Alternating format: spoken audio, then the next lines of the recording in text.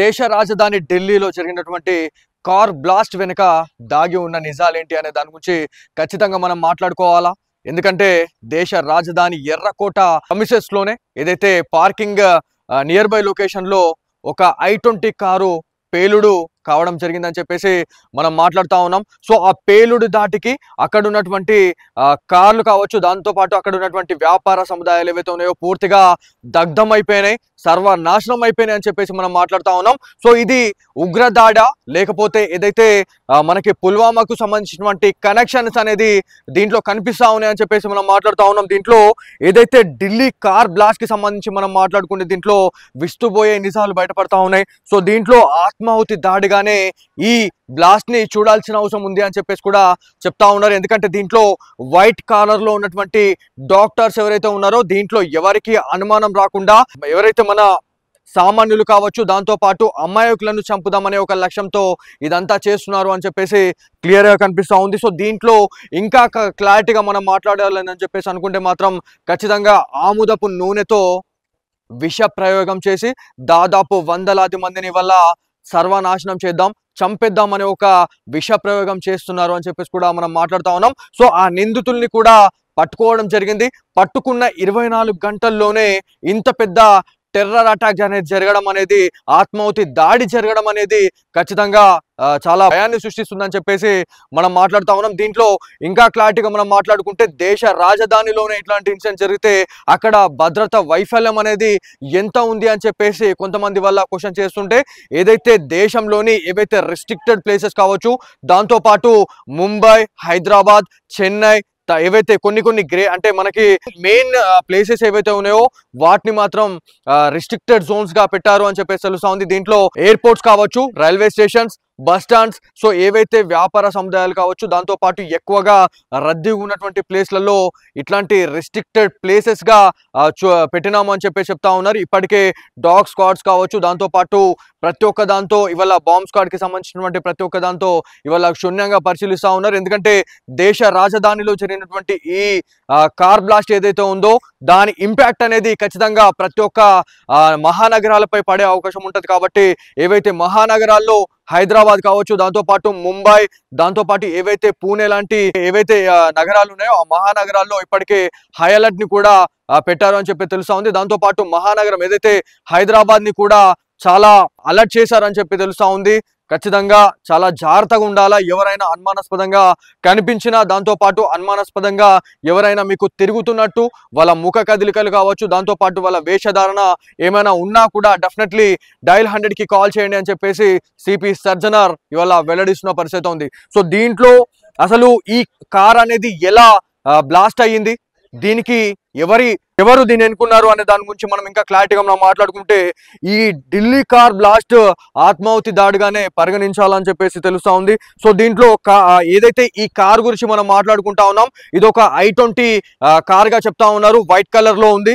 So దానికి సంబంధించినటువంటి CC camera visuals కూడా మనకి దాంట్లో ఉన్నాయి. దాంట్లో క్లారిటీగా ఉంది. దాంట్లో ఉన్నది డాక్టర్ ఉమరేనా అనేది కూడా స్పష్టం కావాల్సిన అవసరం ఉంది. ఎందుకంటే ఈ ఆత్మాహుతి దాడిలో తను చనిపోయాడా లేకపోతే అతను పరారీలో ఉన్నాడా అనే దాని గురించి చాలా మంది వాళ్ళ ఇది చేస్తా ఉన్నారు. ఎందుకంటే అక్కడ ఉన్నటువంటి ఢిల్లీ పోలీసులు, దాంతో పాటు హర్యానా, ఎందుకంటే కార్ ఏదైతే ఉందో అది హర్యానాకు సంబంధించినటువంటి వెహికల్ గా తెలుస్తా ఉంది. కాబట్టి ఇది పుల్వామాలో ఉన్నటువంటి ఒక వ్యక్తి ఎవరైతే కొన్ని నెలల క్రితం అరెస్ట్ అయినటువంటి ఒక వ్యక్తి దగ్గర నుంచి డాక్టర్ ఉమర్ అనే వ్యక్తి కొనుగోలు చేశారని చెప్పి తెలుస్తా ఉంది. సో గత నెలలో ఉమర్ వాహనాన్ని కొనుగోలు చేశారు అని చెప్పేసి మనం మాట్లాడుతూ ఉన్నాం. అదే వాహనం పేలుడికి ఉపయోగించారు. ఆ కారు I-20 వాహనంగా నిర్ధారించబడింది అని చెప్పి తెలుస్తా ఉంది. సో ఏదైతే ఆ అమోనియం నైట్రేట్ పేలుడు దాటికి ఏదైతే ఆ కార్ ఏదైతే ఉందో దాదాపు దాని కార్ డోర్స్ ఏవైతే ఉన్నాయో 200 నుంచి 300 మీటర్ల దూరంలో అవి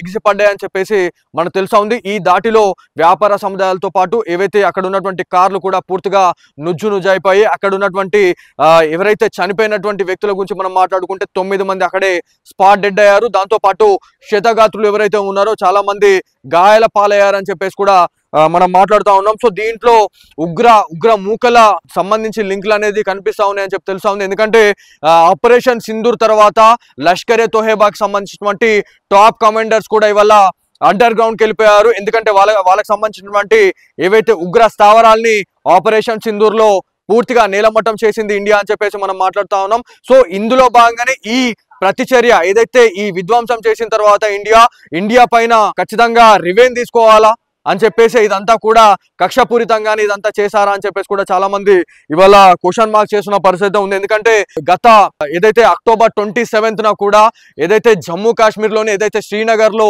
కొన్ని గోడల పైన కొన్ని స్టిక్కర్స్ అనేది కలకలం రేపిందని చెప్పి తెలుస్తా ఉంది. సో ఆ స్టిక్కర్స్ ఏవైతే ఉన్నాయో జైషే మహమ్మద్ కి సంబంధించినటువంటి పోస్టర్స్ ని అక్కడ ఒక వ్యక్తి పోస్టర్స్ అంటించడం, ఆ సీసీ ఫుటేజ్ లో ఆ వ్యక్తికి సంబంధించినటువంటి ముఖ కదలికలు పడడం వల్ల అక్కడ ఉన్నటువంటి పోలీస్ అధికారులు ఆ వ్యక్తిని పట్టుకోవడం జరిగింది. అక్కడ పట్టుకున్న తర్వాత ఆ లింక్ అనేది ఎక్కడ కనెక్ట్ అయిందని చెప్పేసి మనం మాట్లాడుకుంటే డెఫినెట్లీ హైదరాబాద్ భాగ్యనగరాన్ని టచ్ చేస్తా ఉంది అని చెప్పేసి మనం మాట్లాడుతా ఉన్నాం. ఏదైతే హోల్ సిటీలో ఉన్నటువంటి ఏరియాస్ లో వీళ్ళంతా ఎవరైతే ఈ వైట్ కాలర్ వేసుకున్నటువంటి వ్యక్తులు ఎవరైతే ఉన్నారో సో కాల్డ్ డాక్టర్స్, ఎవరైతే డాక్టర్ వృత్తిలో ఉంటూ స్లో పాయిజన్ గా ఇవాళ ఎవరైతే హిందువులే కావచ్చు, దాంతో పాటు ఇవాళ జైషే మహమ్మద్ లాంటి ఏవైతే సంస్థలు ఏవైతే ఉన్నాయో ఆ సంస్థల్ని టార్గెట్ చేస్తూ దాంతో పాటు ఆ సంస్థలకి అట్రాక్ట్ అయినటువంటి ఈ వైట్ కాలర్ డాక్టర్స్ ఎవరైతే ఉన్నారో ఇప్పుడు ఈ మధ్య కాలంలో ఈ పుల్వామా అటాక్ తర్వాత దాదాపుగా ఇంచుమించు దాదాపు ఎవరైతే డాక్టర్స్ పట్టుబడతా ఉన్నారో వాళ్ళ దగ్గర నుంచి భారీగా బుల్లెట్స్ కావచ్చు, దాంతో పాటు భారీగా ఏవైతే పేలుడు పదార్థాలు స్వాధీనం చేసుకోవడం, AK-47 లాంటి గన్స్ అనేటి వాళ్ళు స్వాధీనం చేసుకోవడం అనేది నిజంగా భయాన్ని రేకెత్తిస్తుందని చెప్పుకోవాలి. ఎందుకంటే శ్రీనగర్ లో ఉన్నటువంటి లింక్ వల్ల హైదరాబాద్ కి టైఅప్ కావడం, హైదరాబాద్ లో ఉగ్ర మూలాలు ఉన్నాయని చెప్పేసి చాలా సార్లు NIA క్లియర్ గా చెప్పిన పరిస్థితి ఉంది.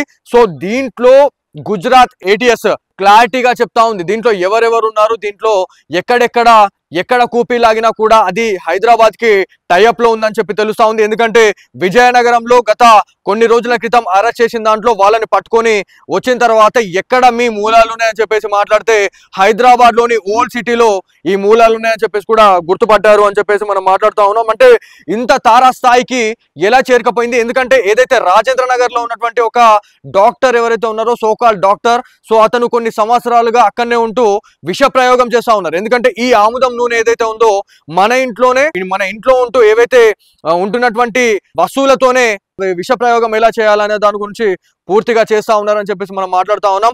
దాదాపు 4 లీటర్ల వరకు కూడా ఆముదం నూనెకి సంబంధించినటువంటి ఒక విషయాన్ని వాళ్ళు పట్టుకోవడం జరిగింది. దాన్ని సీజ్ కూడా చేశారు అని చెప్పేసి మనం మాట్లాడుతా ఉన్నాం. దీంట్లో ఇంకా క్లారిటీగా మనం మాట్లాడుకుంటే ఎవరైతే ఏదైతే కార్ పేలుడికి సంబంధించి పూర్తిగా ఇండియా మొత్తం హై అలర్ట్ లో ఉందని చెప్పేసి మనం మాట్లాడుతా ఉన్నాం. ఢిల్లీ కార్ పేలుడు ఢిల్లీ పోలీసులు డీకోడ్ చేస్తున్నారు అని చెప్పేసి మనం మాట్లాడుతా ఉన్నాం. దీనికి సంబంధించినటువంటి అనుమానితులు ఎవరైతే ఉన్నారో పూర్తిగా వాళ్ళని పట్టుకునే పరిస్థితుల్లో పోలీస్ అన్నలు ఉన్నారు. ఎందుకంటే అక్కడ ఉన్నటువంటి సీసీ కెమెరాస్ దాదాపు వందలాది సీసీ కెమెరాస్ ని వాళ్ళు ఇలా క్షుణ్ణంగా పరిశీలిస్తా ఉన్నారు.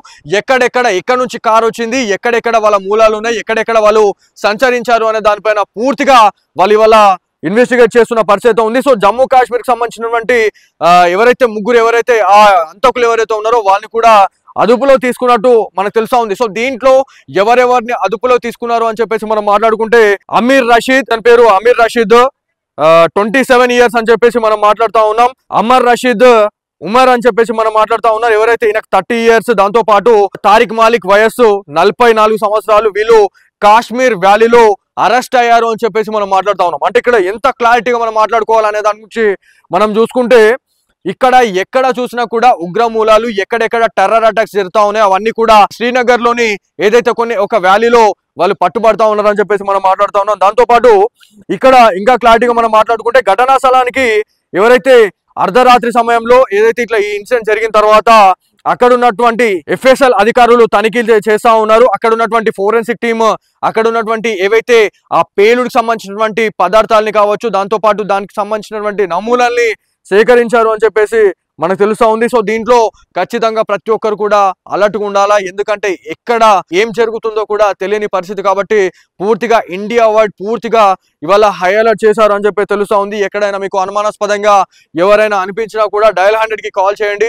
డెఫినెట్లీ పోలీస్ అన్నిలకి సమాచారం ఇవ్వండి అని చెప్పేసి మనం మాట్లాడుతూ ఉన్నాం. సో పేలుడికి సంబంధించినటువంటి పలు పదార్థాలను స్వాధీనం చేసుకున్నట్లు తెలుస్తా ఉంది. సో అక్కడ క్లూస్ టీమ్స్ కావచ్చు, దాంతో పాటు ప్రతి ఒక్క అధికారులు అక్కడ పూర్తిగా వాళ్ళు బాధ్యతలు నిర్వర్తిస్తా ఉన్నారు. బాంబ్ బ్లాస్ట్ కు సంబంధించినటువంటి నిందితుడు డిఎన్ఏ నమూనాలను కూడా వాళ్ళు సేకరించారు అని చెప్పి తెలుస్తా ఉంది. కారు ఎక్కడి నుంచి వచ్చింది అనే విషయం పైన ఇన్వెస్టిగేషన్ కూడా చేస్తా ఉన్నామని చెప్పేసి తెలుస్తా ఉంది. దాంట్లో సీసీ కెమెరాల్ని పూర్తిగా వాళ్ళు జల్లెడ పడతా ఉన్నారని చెప్పేసి మనం మాట్లాడుతా ఉన్నాం. సో దీంట్లో కారు ఎక్కడి నుంచి వచ్చింది, ఎక్కడ కారు బాంబ్ బ్లాస్ట్ అయింది అనే దాని గురించి ఇక్కడ ఆరా తీస్తా ఉన్నారు. సో బర్దర్పూర్ సరిహద్దు నుంచి ఈ వెహికల్ అయితే ఎర్రకోటకు అది వచ్చిందని చెప్పి తెలుస్తా ఉంది. ఆ పార్కింగ్ ప్లేస్ లోనే ఇదంతా కూడా ఈ బాంబ్ బ్లాస్ట్ అనేది జరిగింది.